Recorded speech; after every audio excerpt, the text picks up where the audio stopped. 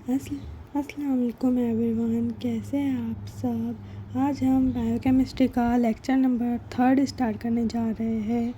और अगर आपने इससे पहले हमारे 2 लेक्चर नहीं देखे होंगे तो वो 2 लेक्चर ज़रूर से देख लीजिएगा ताकि ये लेक्चर आपको समझ में आए। अगर आपने वो लेक्चर नहीं देखा तो आपको ये लेक्चर समझ नहीं आएंगे, इसलिए आपसे रिक्वेस्ट है कि आप पहले वो 2 लेक्चर देख लें। चलिए फिर हम स्टार्ट करते हैं आज का टॉपिक।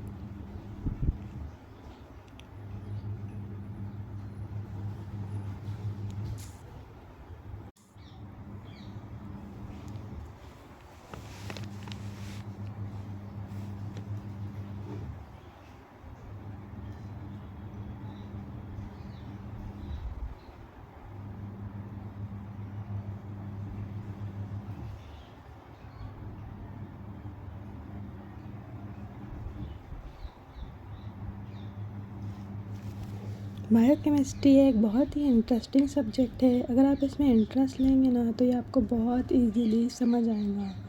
फर्स्ट ऑफ ऑल हम देखते हैं टाइप्स ऑफ रेस्पिरेशन।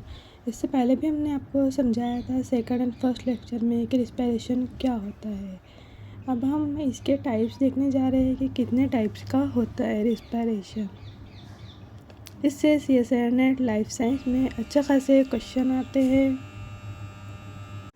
अगर आप प्रिपरेशन कर रहे हैं CSIR NET life science GATE या MSc एंट्रांस या फिर MSc के सेमेस्टर्स के लिए तो ये लेक्चर सीरीज़ आपके लिए है। इसको पूरा ज़रूर देखिएगा। फर्स्ट ऑफ ऑल है aerobic respiration. Aerobic respiration means ये होता है फिर ग्लूकोज की प्रेजेंट में ऑक्सीजन की प्रेजेंस में। चलिए इसके लाइन बाय लाइन पॉइंट को लिखते हैं जो एज इट इज़ पेपर में आ सकते हैं या फिर इसके बारे में पेपर में आ सकता है।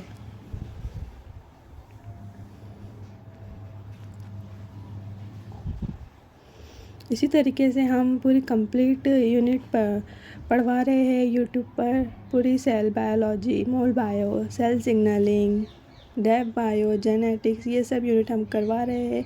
इसलिए चैनल को सब्सक्राइब ज़रूर कर लीजिएगा ताकि वो लेक्चर भी आपको दिख सके। ठीक है।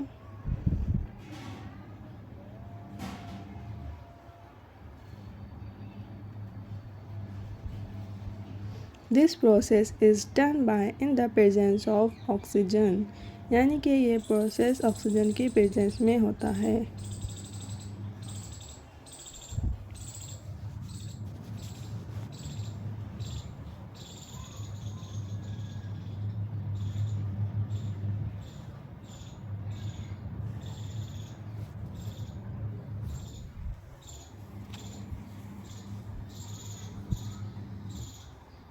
इसका फाइनल इलेक्ट्रॉन एक्सेप्टर भी ऑक्सीजन ही होता है। कि आप साथ ही साथ में नोट भी करते हुए चलिएगा, इसलिए आपकी हैंड रिटन नोट्स भी बन जाएंगी। अगर आप नोट्स नहीं बनाएंगे तो आपको ठीक से समझ नहीं आएगा। फिर भी अगर आपके पास टाइम नहीं है, MSc ऑनगोइंग स्टूडेंट हो, तो इसकी PDF यानी कि हमारी हैंड रिटन नोट्स की PDF आपको हमारे व्हाट्सएप चैनल पे मिल जाएंगी। व्हाट्सएप चैनल ज़रूर से ज्वाइन कर लीजिएगा, हम उसकी लिंक आपको डिस्क्रिप्शन में दे देंगे। ओके।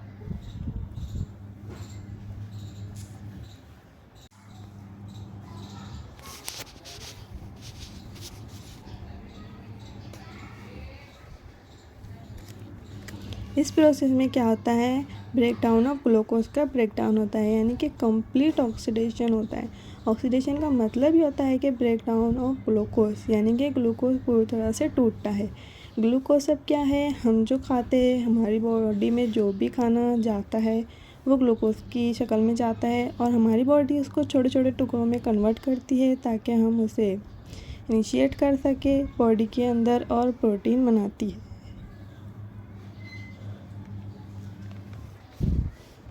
इसकी इक्वेशन भी देख सकते हैं आप कि ग्लूकोज की प्रेजेंस में कैसे हो रहा है। ग्लूकोज का फॉर्मूला है C6H12O6 और इन द प्रेजेंस ऑफ ऑक्सीजन हो रहा है, इसलिए ऑक्सीजन 6O2 यानी कि 6 मॉलिक्यूल ऑफ ऑक्सीजन लग रहे हैं।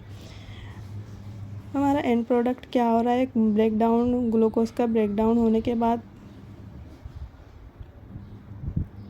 कंप्लीट ब्रेकडाउन ऑफ ग्लूकोज होने के बाद हमें एंड प्रोडक्ट क्या मिल रहा है, 6CO2 यानी कि carbon dioxide and 6 molecule of H2O यानी कि वाटर। वाटर का मॉलिक्यूलर वेट कितना होता है ये हमें कमेंट में ज़रूर बताइएगा। हम जानना चाहते हैं कि आपको कितनी नॉलेज है CSI and net life science की।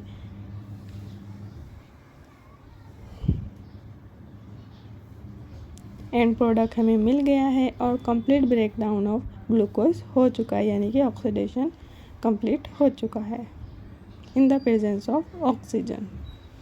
ठीक है, तो ये हमने एक एक करके आपको बता ही दिया कि इसमें क्या होता है, कैसे क्या होता है। आपको कुछ नहीं समझ में आऊँगा तो आप कमेंट करके पूछ सकते हैं कि ये क्या है।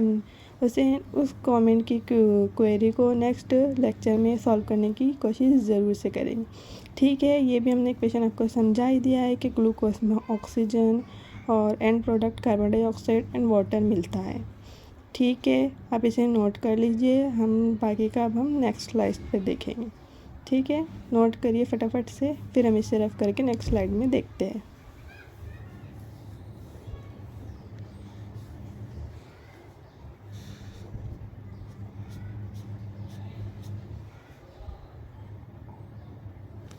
हम जानते हैं कि हमारे पास डिजिटल बोर्ड नहीं है। अगर आप लोगों का साथ बना रहा तो हम बहुत जल्द डिजिटल बोर्ड और पूरा स्टूडियो सेटअप करवा लेंगे।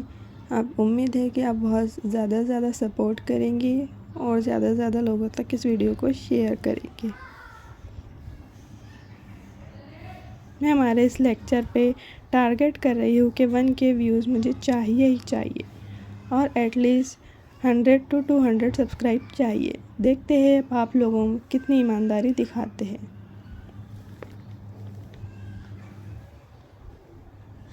सॉरी, हमने ग्लूकोज लिख दिया था, वहाँ पे ऑक्सीजन होना चाहिए था।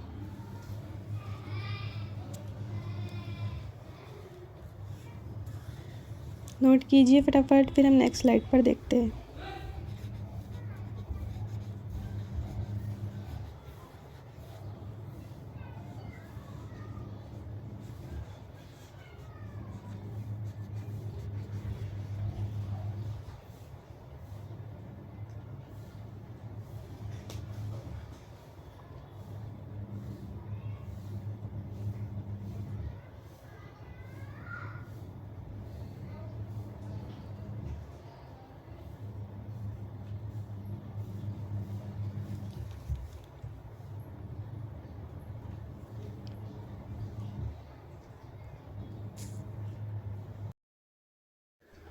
तो चलिए सेकंड में हम देखते हैं रेस्पिरेशन की टाइप क्या होती है।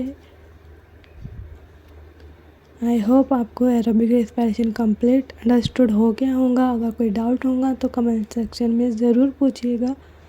हम हर किसी स्टूडेंट की क्वेरी रिजॉल्व करने की कोशिश ज़रूर करेंगे नेक्स्ट लेक्चर में। ओके, नेक्स्ट लेक्चर मिस मत कीजिएगा, उसमें हम ग्लाइकोलाइसिस के 10 स्टेप करवाएंगे। चलिए देखते हैं रेस्पिरेशन का सेकंड टाइप फर्मेंटेशन क्या होता है। फर्मेंटेशन वैसे तो इतना इम्पॉर्टेंट नहीं है, सबसे ज़्यादा इम्पॉर्टेंट एरोबिक एंड एनाएरोबिक रेस्पिरेशन है। फर्मेंटेशन भी एक टाइप है, इसलिए हम देख लेते हैं, इसमें ज़्यादा पॉइंट ऑफ व्यू नहीं है। ये क्या है, सफिशिएंट अमाउंट ऑफ ऑक्सीजन, मतलब ऑक्सीजन बहुत ही कम सफिशिएंट अमाउंट में होता है या फिर नहीं भी होता है, इसे हम कहते हैं insufficient amount of oxygen.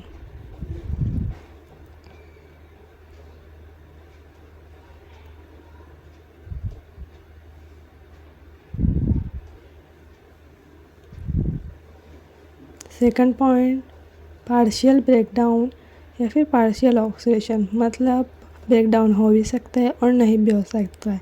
Partial charge पता है ना आपको, प्लस भी हो सकता है माइनस भी हो सकता है, इसलिए partial breakdown and partial oxidation.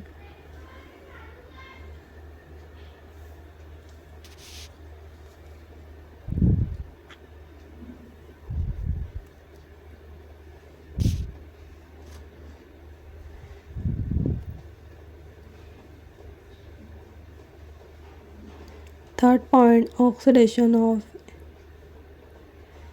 Organic molecule.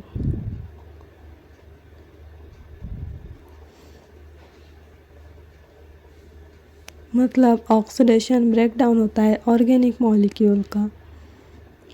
Final electron acceptor organic molecule होते हैं, नॉट ऑक्सीजन। मतलब ऑक्सीजन नहीं होता है जो फाइनल इलेक्ट्रॉन एक्सेप्ट करता है मॉलिक्यूल, वो कोई भी ऑर्गेनिक मॉलिक्यूल हो सकता है ऑक्सीजन को छोड़ के।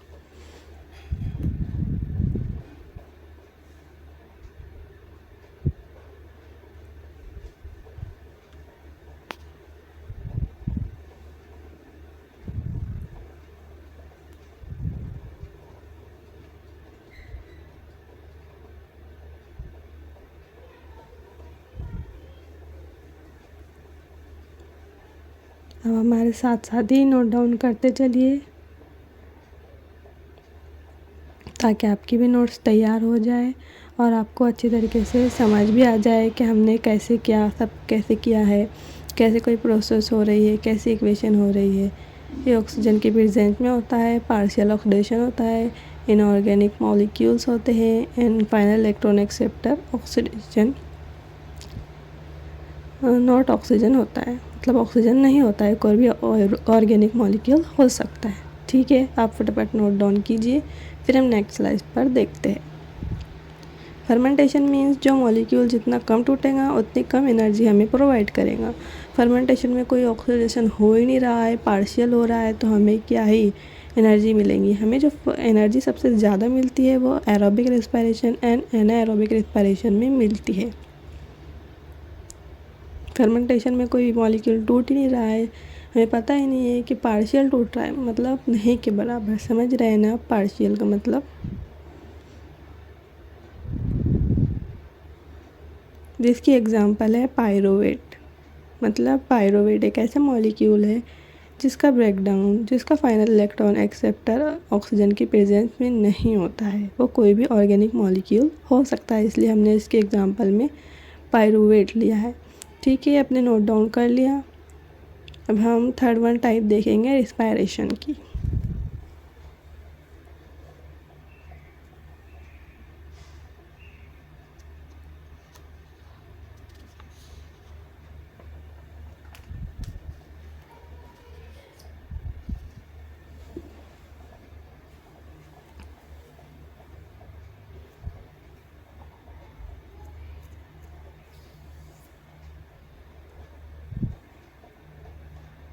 कीजिए फटाफट नोट डाउन, फिर हम नेक्स्ट देखेंगे थर्ड वन टाइप।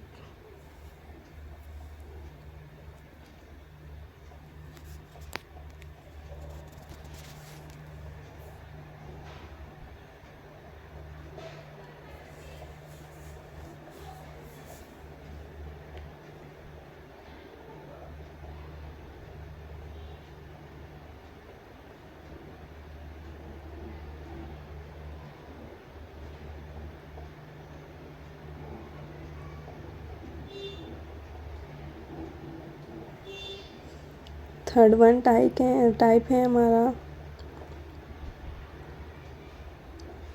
एनाएरोबिक रेस्पिरेशन।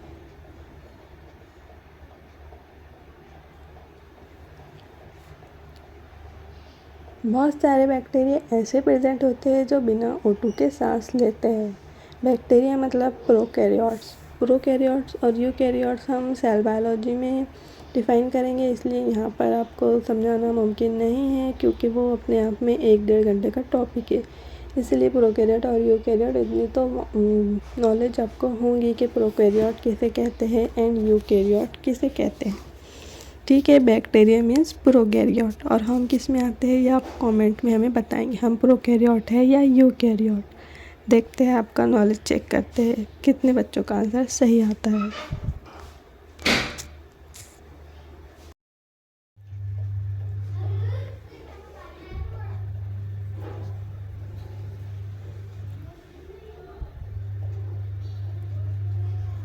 वही लाइन इंग्लिश में लिखी हुई है, some bacteria have oxygen consume in the presence of oxygen.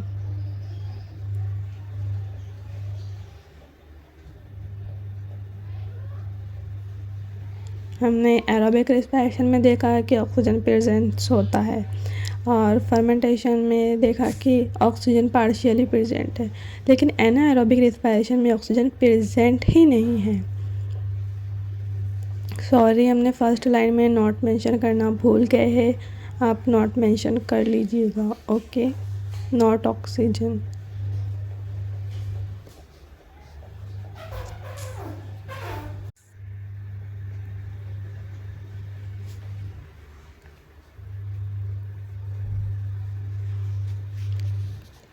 इसमें जो फाइनल इलेक्ट्रॉन एक्सेप्टर होता है वो इनऑर्गेनिक मॉलिक्यूल्स होते हैं। इनऑर्गेनिक मॉलिक्यूल्स क्या होते हैं, आप हमें कमेंट में बताइए। देखते हैं किस किस को पता है inorganic molecule and organic molecule. हम उम्मीद कर रहे हैं कि ये लेक्चर आपको पसंद आएगा एंड आप ज़्यादा से ज़्यादा इस लेक्चर को शेयर करेंगे। बोर्ड पे जो भी लिखा हुआ है वो आपको क्लियरली विजिबल है, आई होप।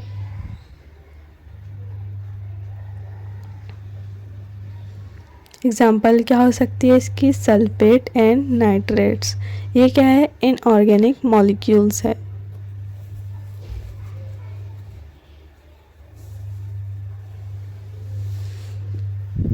यहाँ पर हमने मोटा मोटा और ऊपर ऊपर से देख लिया है कि रिस्पिरेशन के 3 टाइप्स कैसे होते हैं और क्या होते हैं, समझ रहे हो। अब हम इन्हें ना डिटेल में देखेंगे एक एक करके कि कैसे क्या होता है इसमें। एरोबिक रेस्पिरेशन ये अभी कंप्लीट नहीं हुए हैं, अभी हमें इनको डिटेल में देखना है। अभी हमने आपको इस तरीके से शॉर्ट में समझा दिया है कि क्या होता है, ताकि आपको एक ओवरव्यू मिल जाए। अब हमें इसे डिटेल में पढ़ेंगे ताकि आपको कंप्लीट समझ आ जाए। ओके, ये नोट कीजिए आप, हम फिर नेक्स्ट देखते हैं। चलिए फटाफट नोट कीजिए। हम नहीं चाहते कि आप नोट ना करें और हम जो PDF आपको व्हाट्सएप चैनल पर देंगे आप उसी से प्रिंट निकालें। अगर आपको कंप्लीट कोई भी चैप्टर कोई भी यूनिट की कंप्लीट नोट चाहिए तो हम सिर्फ 200 में दे रहे हैं। आप हमें कमेंट कीजिए, हम आपको उसके PDF का पासवर्ड दे देंगे, क्योंकि हम भी बहुत मेहनत कर रहे हैं और आप जानते हैं कि यूट्यूब पे सक्सेस होने में कितना टाइम लगता है। इसलिए हमें भी अपनी स्टडी के लिए अभी कुछ चाहिए। इसलिए आपको अगर कोई भी यूनिट हो CSA नेट लाइफ साइंस की 14 में से आपको उसकी कंप्लीट PDF यूनिट चाहिए तो आप हमें कमेंट कीजिए और हम आपको QR कोड देंगे, आप उस पर 200 पेड कीजिएगा। PDF का पासवर्ड हम आपको दे देंगे, फिर वो ईज़िली आप अपने फ़ोन में डाउनलोड कर सकते हैं। ठीक है, हम आपको सब कुछ फ्री में करवा रहे हैं, यूट्यूब पे सिर्फ नोट का ही पेड कर रहे हैं, वो भी हम लेक्चर वाइज तो आपको देंगे ही देंगे फ्री में व्हाट्सएप चैनल पर। बट कंप्लीट PDF समझ रहे हो कितनी बड़ी होती है। चलिए नोट कीजिए, फिर हम नेक्स्ट देखते हैं।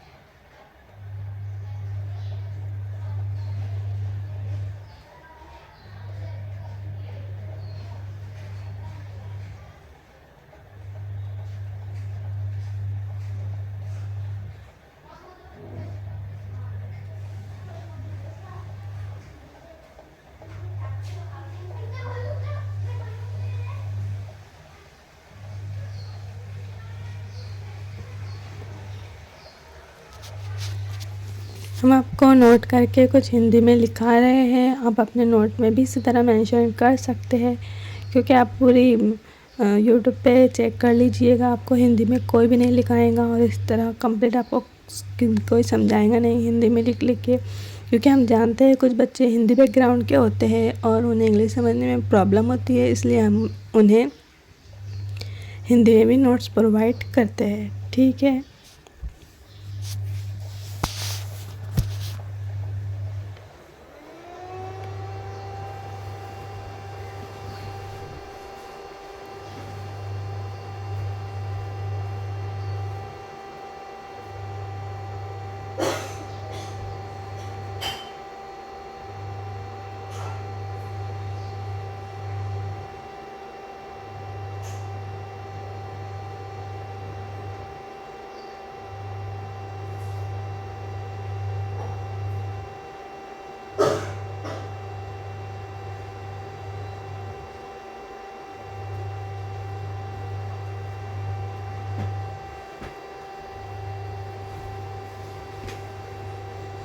जो सबस्ट्रेट यूज़ होता है रिस्पायरेशन में उसे रिस्पायरेटरी सबस्ट्रेट कहा जाता है। Second one,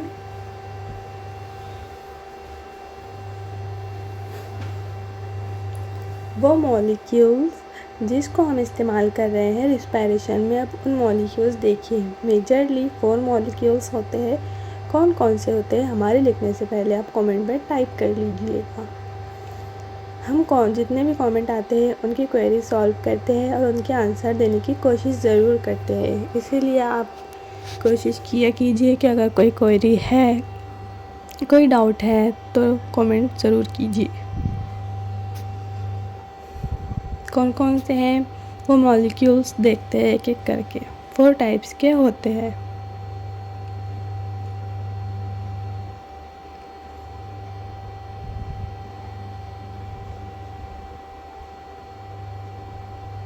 majorly present,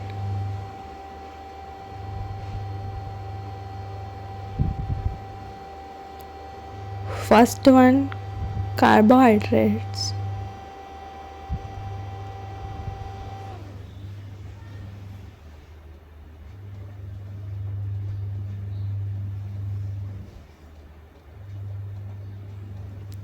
means glucose. Glucose means sugar. Second one, proteins.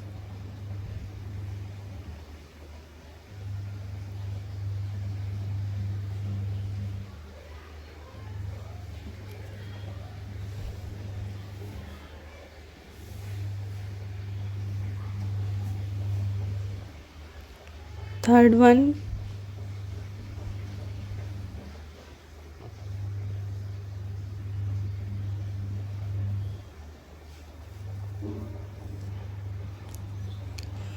fats. And fourth one, organic molecules.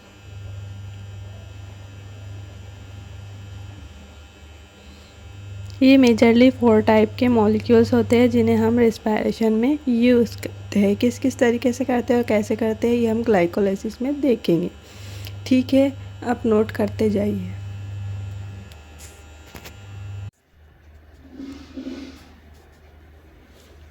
Fats हो गया, प्रोटीन्स हो गया, फैटी एसिड हो गया एंड ऑर्गेनिक एसिड हो गया। इस तरीके से हम इसे यूज़ करते हैं रेस्पिरेशन में। ये मेजरली 4 टाइप्स के मॉलिक्यूल होते हैं।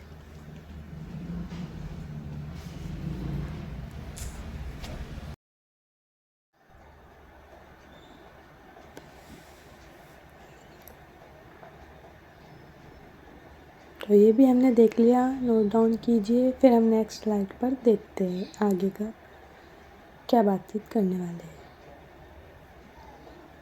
ठीक है, रिस्पायरेटरी सबस्ट्रेट और रिस्पायरेशन मॉलिक्यूल समझ आ गया आपको।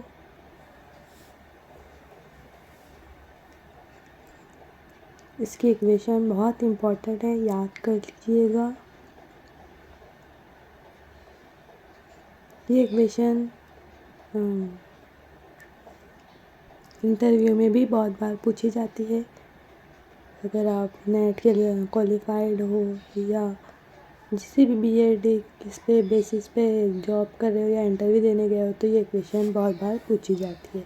इसलिए इस इक्वेशन को अच्छी तरह याद कर लीजिएगा। बहुत ही सिंपल है और बहुत ही आसान है। ठीक है, अब हम कुछ मेजर पॉइंट देखने जा रहे हैं। इसके बाद नेक्स्ट लेक्चर में हम ग्लाइकोलाइसिस के पूरे 10 स्टेप कंप्लीट करवाएंगे। इसलिए नेक्स्ट लेक्चर देखना बिल्कुल भी मत भूलिएगा आप लोग। ठीक है, और कमेंट कीजिए कि नेक्स्ट लेक्चर ग्लाइकोलाइसिस के लिए कौन कौन एक्साइटमेंट है, क्योंकि ग्लाइकोलाइसिस एक बहुत ही इंटरेस्टिंग टॉपिक है। ठीक है, ये देखिए इक्वेशन क्या है। ये रिस्पायरेटरी सबस्ट्रेट है ग्लूकोज C6H12O6 ग्लूकोज है और रिस्पायरेटरी सबस्ट्रेट भी है। अब प्लस क्या लिखने वाले हैं हम, 6O2 यानी कि 6 मॉलिक्यूल ऑफ ऑक्सीजन, जिससे हमें फाइनल प्रोडक्ट मिलेगा 6CO2 मतलब 6 molecule of carbon dioxide and plus 6H2 यानी कि 6 मॉलिक्यूल ऑफ वाटर।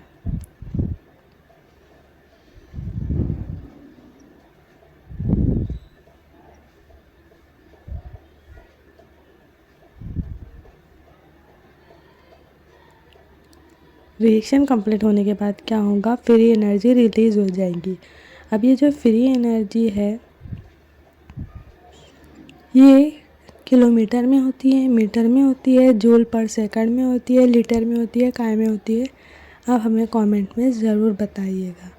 ठीक है, हम तो यहाँ पर लिखवा ही देंगे, नोट्स में मेंशन करवा ही देंगे, लेकिन आप भी बताइए।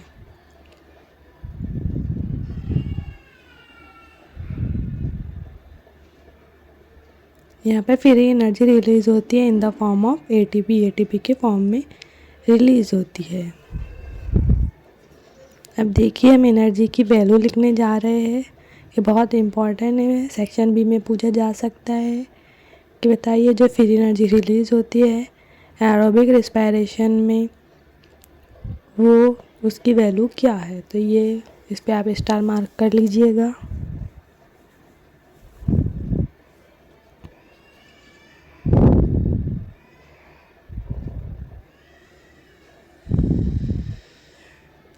है 2870 kg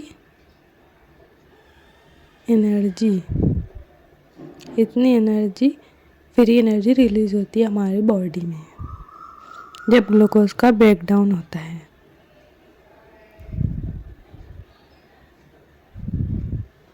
और इसको हम कैसे लिख सकते हैं,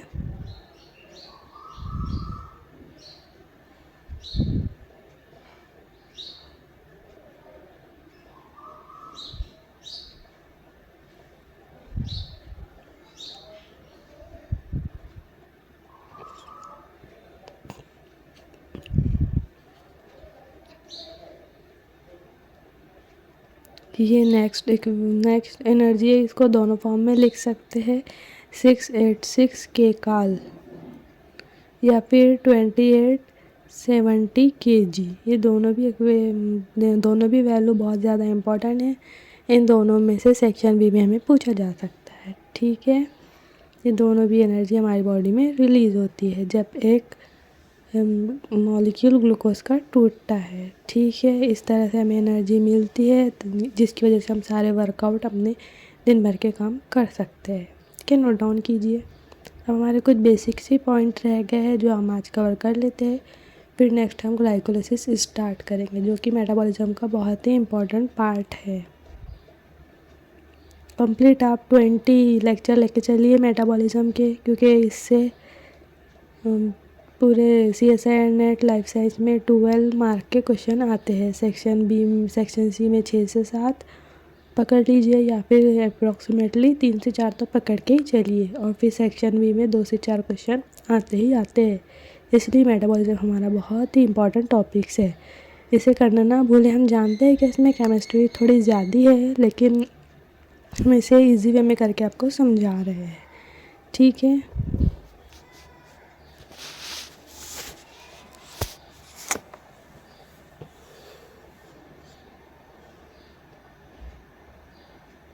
अप्रॉक्सीमेटली 7.3 kg पर मोल इतनी एनर्जी रिलीज़ होती है हमारी बॉडी में जब एक ग्लूकोज का मॉलिक्यूल टूटता है। इतनी एनर्जी लगती है एक ग्लूकोज के मॉलिक्यूल को तोड़ने के लिए हमारी बॉडी में।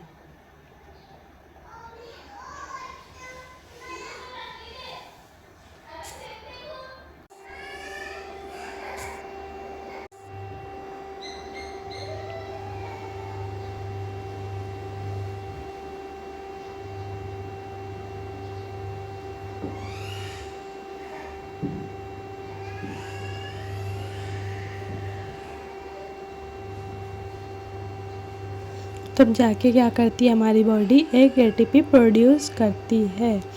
देखिए हमने हिंदी में भी मेंशन कर दिया है ताकि आप जब भी लेक्चर देखो तो आपको हिंदी में भी अच्छी तरह समझ आए। ठीक है, नोट डाउन कीजिए।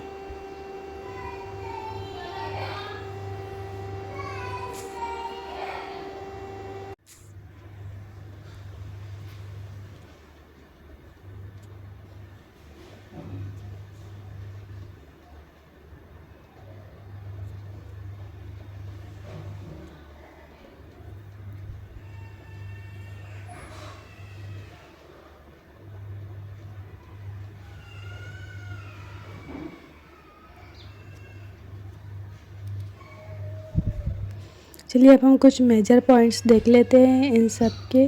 ये हमारे लेक्चर अभी बेसिक ही थे मेटाबॉलिज्म के। अब हम एडवांस मेटाबॉलिज्म पढ़ेंगे जिसमें फ़र्स्ट ऑफ ऑल ग्लाइकोलाइसिस आएगा। चलिए एरोबिक रेस्पिरेशन को आपको डिटेल में समझाते हैं कि कैसे क्या होता है।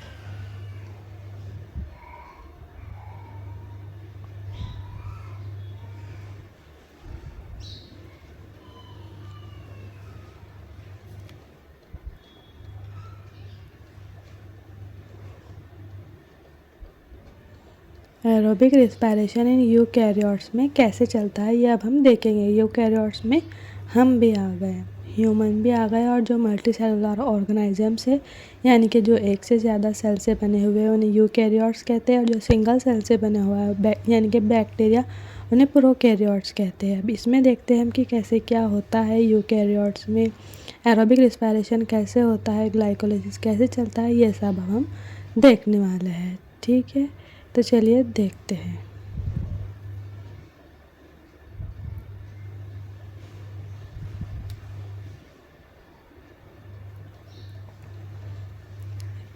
आपको अभी बहुत कुछ पढ़ना है। यूकैरियोट और प्रोकैरियोट में डिफरेंस क्या होता है, बहुत ही ज़्यादा मेजर डिफरेंस होते हैं यूकैरियोट्स एंड प्रोकैरियोट्स में, वो आपको पता होना चाहिए। वो तो बहुत ही बेसिक है, 11-12 का बायोलॉजी है, वो तो सभी स्टूडेंट को आता है। ये तो हम मास्टर के स्टूडेंट की बात कर रहे हैं, यानी कि जो नेट की तैयारी कर रहा है वो तो मास्टर में ऑन गोइंग होगा, या फिर किसी ने कोई मास्टर कंप्लीट होगा। ठीक है, देखिए अब एरोबिक रेस्पिरेशन यूकैरियोट्स में काय में होता है, जिसकी फोर टाइप मेजर टाइप से होके गुजरता है। एरोबिक रेस्पिरेशन कौन कौन सी है? First of all glycolysis, second one link reaction, third one Krebs cycle, and fourth one ETC and oxidisation phosphorylation. ये ये फोर स्टेप्स है। इनमें से जब ये 4 स्टेप जब कंप्लीट होती है तब जाके एरोबिक रेस्पिरेशन कंप्लीट होता है।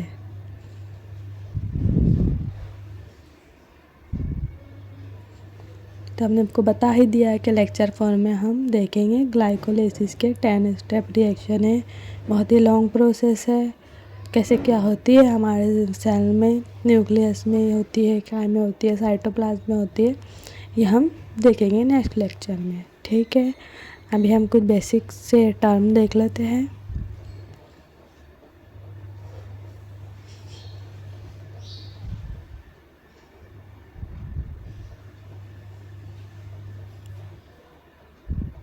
ग्लाइकोलाइसिस कहाँ होता है? साइटोप्लाज्म।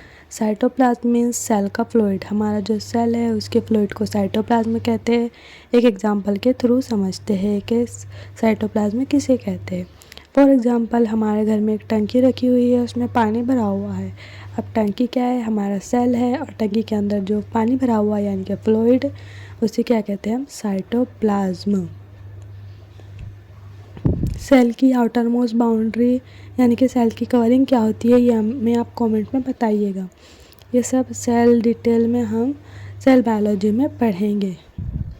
फिलहाल हम बायोकेमिस्ट्री पढ़ रहे हैं तो इसी पे ध्यान देते हैं, क्योंकि वो अपने आप में एक बहुत ही लॉन्ग टॉपिक है। उसके लिए 1-2 घंटे की क्लास लगानी पड़ती है, तब जाके आपको वो अच्छी तरह समझ में आता है, आपके दिमाग में फिट बैठता है, ताकि आप कभी भी ना बोले। हम आपको इसी तरीके से समझाएंगे। याद रखिए, जब तक आप कोई चीज़ घोल के नहीं पी लेते ना, तब तक आपका एग्ज़ाम नहीं निकलता है। अब टीचर हम ही देख लीजिए, हमने कोई चीज़ को 4-5 बार पढ़ा है, उसे घोल के पिया है, तब भी जाके हमें वो चीज़ रट गई है।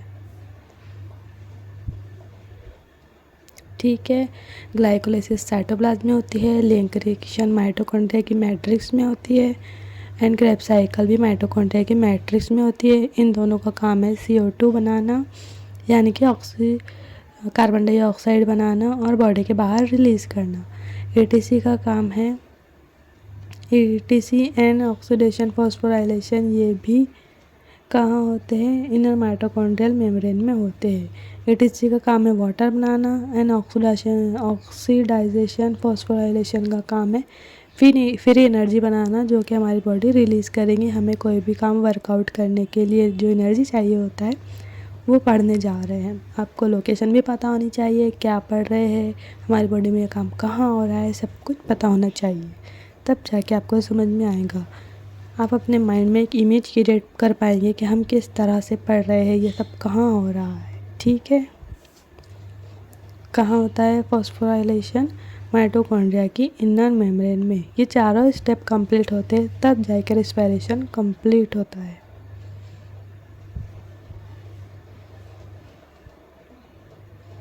चलिए, हमने आपके लिए हिंदी में भी लिख दिया ताकि आप भूलें ना। इसी तरह आपको भी अपने नोट्स मेंशन करनी है। बीच बीच में आप वीडियो पॉज करके, रोक के या स्किप करके नोट्स नहीं बनानी है। आपको पहले पूरा कंप्लीट लेक्चर देखना है, उसके बाद हम आपको व्हाट्सएप ग्रुप पे इसकी PDF दे देंगे, वहाँ से आपको नोट्स बनाना है। ठीक है, माइटोकॉन्ड्रिया की मैट्रिक्स में ये काम, दोनों काम, और ये इनर माइटोकॉन्ड्रियल मेम्ब्रेन में फ्री एनर्जी रिलीज होती है। इसका काम है वाटर बनाना। ठीक है, ये चारों रिएक्शन जब जाके कंप्लीट होती है तब अब जाके हमारा रेस्पिरेशन कंप्लीट होता है। माइटोकॉन्ड्रिया की इनर मेम्ब्रेन समझ रहे हो क्या होता है? माइटोकॉन्ड्रिया मीन्स हमारे सेल की सेल ऑर्गेनेल्स है जो ATP प्रोड्यूस करती है, इसीलिए इसे power house of the cell कहा जाता है। इसे अभी तक बहुत से मास्टर एंड ग्रेजुएशन के बच्चों को पता नहीं है कि माइटोकॉन्ड्रिया को पावर हाउस ऑफ सेल क्यों कहा जाता है। इसे power house of a cell इसलिए कहा जाता है क्योंकि ये ATP प्रोड्यूस करती है। ये सबसे ज़्यादा मेन ऑर्गेनेल्स है हमारे सेल की। जब ये ATP प्रोड्यूस करती है तब जाके हमें एनर्जी मिलती है। अगर ये हमारे सेल में नहीं होती तो पता नहीं क्या होता। ठीक है, आपने नोट डाउन कर लिया होगा। अब हमारे कुछ ही मेजर पॉइंट्स बचे हैं, देख लेते हैं। यूकैरियोट्स का देख लिया हमने, अब प्रोकैरियोट्स का देख लेते हैं। प्रोकैरियोट्स में भी ये चारों स्टेप ही होती है, लेकिन प्रोकैरियोट्स में ट्रू न्यूक्लियस और बाकी के सेल ऑर्गेनेल्स नहीं होती है, इसलिए ये सारे काम कहाँ होंगे? साइटोप्लाज्म में होंगे। प्रोकैरियोट्स में यूकैरियोट्स तो हम हैं multicellular organism. Prokaryotes means bacteria, single cell organisms. ठीक है, हम यहीं बता देते हैं आपको क्योंकि क्लास बहुत लंबी होती जा रही है और इतनी लंबी क्लास देखना बच्चों को, समझ रहे हो? आप खुद ही एनालाइज कर सकते हो कि हम क्या कहना चाह रहे हैं।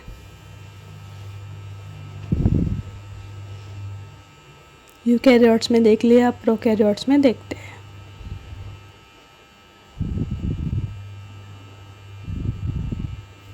राइटिंग समझ आ रही होंगी आपको। इसमें ग्लाइकोलाइसिस साइटोप्लाज्म में होता है and link reaction and Krebs cycle भी साइटोप्लाज्म में होता है।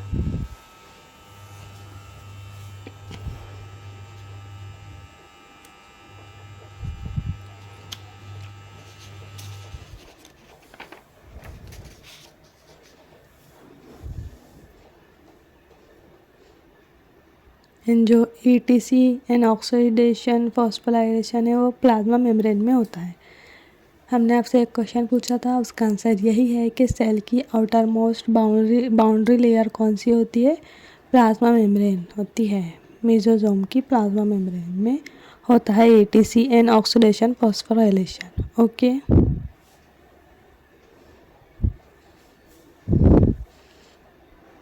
ठीक है, फिर हम अपनी क्लास यहीं पर एंड करते हैं। हमने प्रोकैरियोट्स में भी 4 स्टेप देख लिए और यूकैरियोट्स में भी 4 स्टेप देख लिए। अब हम इसको यहीं पर एंड करते हैं। हम बार बार बता रहे हैं आपको कि लेक्चर नंबर 4 में हम ग्लाइकोलाइसिस का लेक्चर लेंगे, इसलिए आप उसे मिस मत करना। और अगर आपको इसमें कोई डाउट हो तो कमेंट ज़रूर करना और पूछना। कुछ समझ नहीं आया हो तो हम क्वेश्चन प्रैक्टिस भी करवाएंगे, सब कुछ करवाएंगे। ठीक है, थैंक यू। सब्सक्राइब करना मत भूलिएगा।